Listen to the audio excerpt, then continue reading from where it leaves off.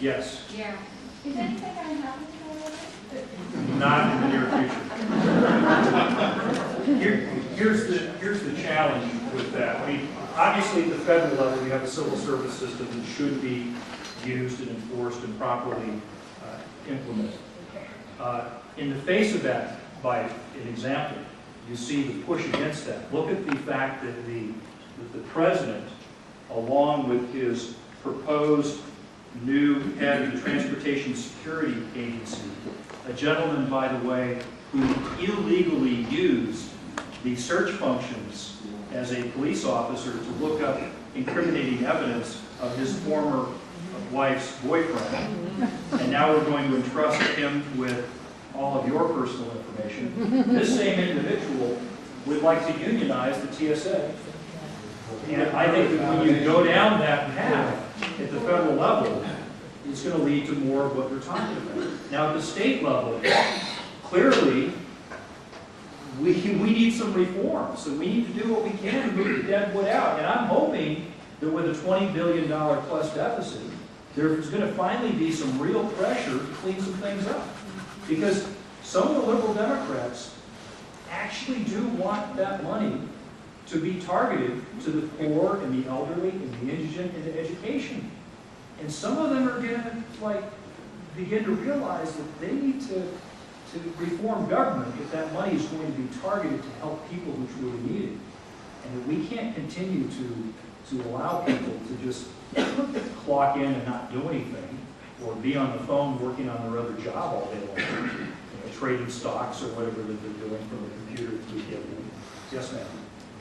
So the Tea Party, our principles are limited government, fiscal responsibility, and of course, you get elected senator. What one thing do you think you could do to limit government? What one thing do you think I can do to limit government? Let me give you one of the first things I would do, but it's not just one thing. But it's going to feel good. Every penny that's spent at the federal level has to be authorized and appropriated by Congress, right? That's what the Constitution says. So, how's this for a first idea? While he's not the first to do this, he certainly has brought them to a new art form with President Obama's appointment of a myriad of so-called czars, many of whom could never actually pass muster and achieve Senate confirmation. So essentially what he's done is he's created extra constitutional cabinet officers with cabinet level authority without going through the constitutionally required advice and consent of the U.S. Senate. How can we stop that? Well, you could put in an appropriations bill the following language. No funds appropriated for this purpose shall be used for the pay and benefits of, insert the name of your favorite czar here. And we can defund Obama's czars. How's that for a first idea?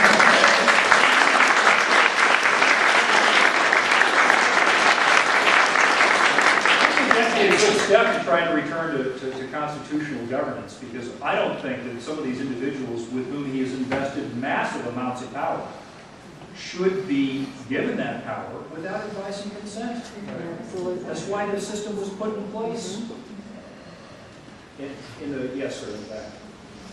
I noticed when you asked how many people under 30 were here, you got one response. Was that right?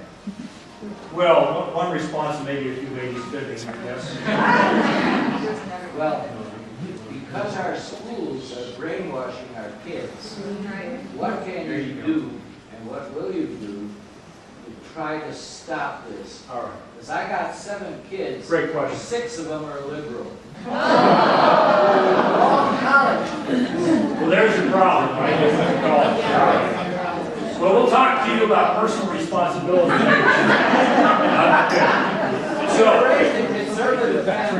So, what are we doing let's talk about what we're doing as a campaign, first of all. Our campaign has launched the first iPhone app for a statewide candidate in this country. That's kind of a big deal for young folks because it's cool.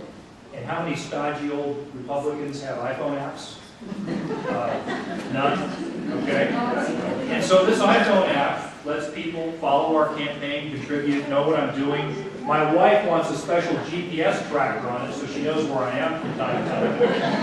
And so that's one thing. Now another thing that we've done, how many of you have seen some of our irreverent YouTube videos? Excellent. Excellent. Very good. Very good. The point about YouTube videos, and this is something that I think is vitally important for all of us to understand, you can communicate the best ideas on the planet. You can do so in a compelling way. You can have, just drop-dead good looks in the man or woman presenting those ideas. And unless you present them in a format or using a tool that basically brings that information to where people are who want to listen to it, you're not going to reach them. And if you try to basically force people to listen, either through a TV ad or a radio ad or direct mail, if you try to force it on them in a way that they are not comfortable with, they're not going to read it. They're not going to listen. And so what you have to do is you have to go where they are. And what's encouraging today, in 2010, is that people are getting their news, they're getting their information from so many different sources now that no one really has a monopoly on information. Not at all. And especially the major media. They're still important. They're still critically important. But less so than they used to be. And so in the case of our campaign as an example, we have been producing some, I think, some pretty funny YouTube videos that make a point to try to get people interested in our campaign, to draw them in, give them a little bit of information, and whet their appetite. Try to get them engaged a little more. Our YouTube channel now has almost 500,000 views on it. Now, how does this compare with some of my competitors? If Carly Fiorina's best viewed video is one of my videos, it would rank about 7th or 8th. And if you look at my worst viewed videos, my least viewed videos, they would be better than all of hers. And what that means is we're getting a lot of traffic to our site. A lot of people are paying attention who are younger. And so our latest ad that we're working on, I don't have it with me tonight because it's actually being worked on right now. It's a YouTube video that talks about what I mentioned to the young man back here about the iPods. What we're going to do is we're going to have all these hands throwing away iPods until you see this big mound, like a mountain of iPods. And it's going to talk about how the Obama stimulus is going to cost every young person the equivalent of buying a new iPod and throwing it away every month for the rest of their life to pay it back.